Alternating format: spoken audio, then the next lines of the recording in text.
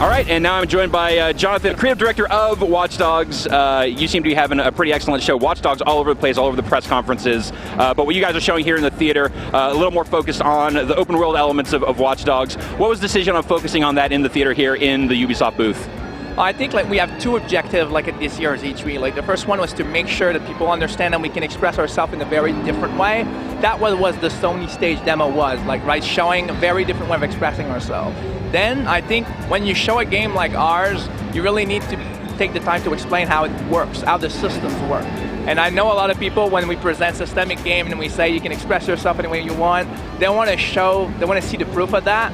I think it was important for any journalist and people that comes in to really start getting how it works, right? How we built it, how you wander around in the city, how it's a real open world. And I think that's what the game is all about, and we need to explain it that way. So kind of one of the big twists in the theater demo is you reveal that another hacker that's trying to hack into Aiden, into the player character, turns out is another player, which has invaded your world and is trying to hack you, and then that player goes on and invades the other player's world. So here's my question. Are you always playing as Aiden? Because the other character did not appear to be the same character, but I would have assumed that he would be that. How does that part of the multiplayer, or that part of that multiplayer interaction work? It's a simple mathematic problems, right? You want to create an environment where people can invade each other, but at the same time, there's only one Aiden Pearce. There's also, if you just use it with multiplayer characters, that's also a problem, because by definition, if more people play single than multiplayer at the beginning, it doesn't work neither. So we came up with a simple idea, we use any single player and multiplayer guys to feed your world. So I invade you, I am Aiden Pearce invading a target.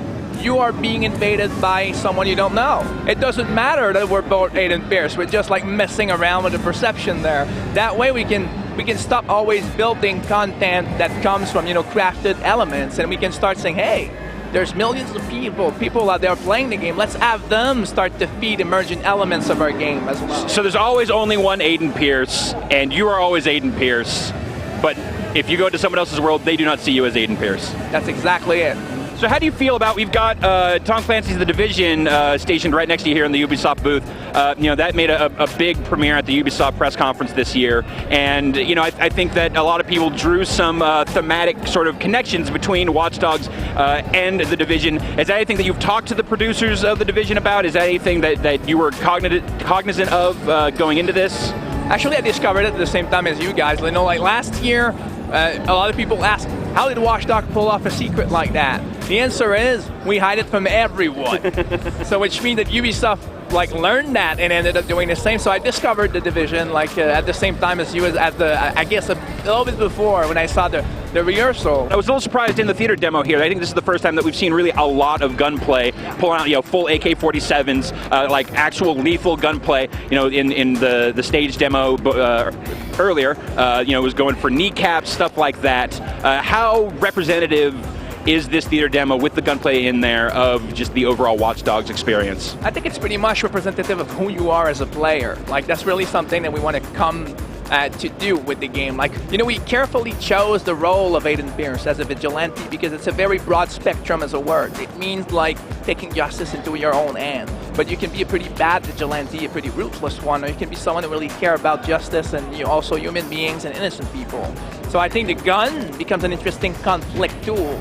You can use it to hurt people. You can hurt people that, quote-unquote, kind of deserve it, but you can also hurt people that don't deserve it. The same goes with pressing a button and causing an accident. So anything that's in the game of Watch Dogs needs to be used with care. And when you cannot deal with a situation with a gun, maybe you can do with something else. And if you go too far and people are hurt, then you can try and undo that by saving people on the fly and those kinds of things. So we really wanted to bring everything at the same level. What the challenge is design-wise is when you give a gun to a player, it's a natural.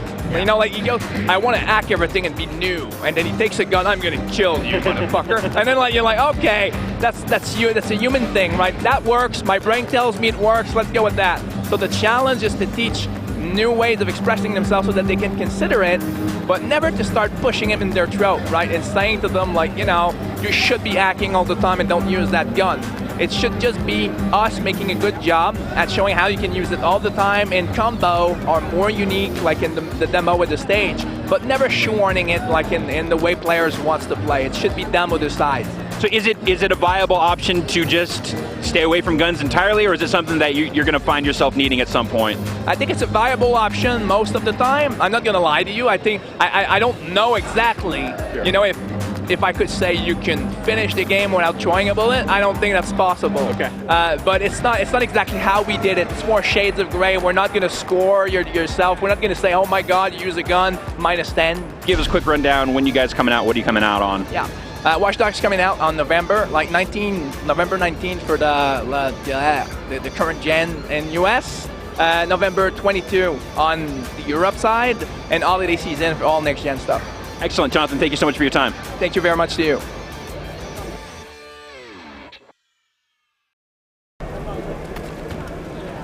I'm gonna kill you, motherfucker.